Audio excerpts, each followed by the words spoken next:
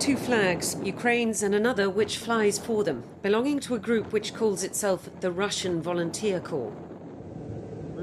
They say they captured this vehicle from Russian forces in a daring cross-border two-day raid into Russia's Belgorod region. We are the same Russians as you, the same people as you. We want our children to grow up in peace and be free so they can travel, learn and live in a free country. In other words, Russians fighting for Ukraine against the Putin regime. Russia's Ministry of Defense claims they've now pushed them back and killed 70.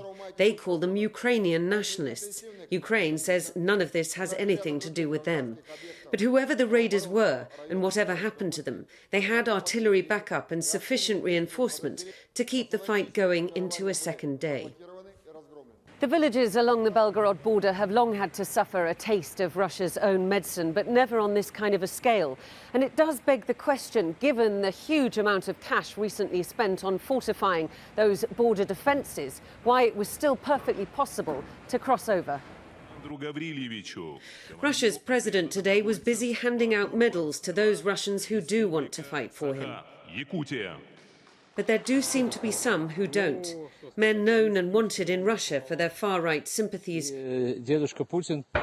trolling the commander-in-chief on social media, ready to take up arms against him from across the border in Ukraine. Diana Magnay, Sky News, Moscow.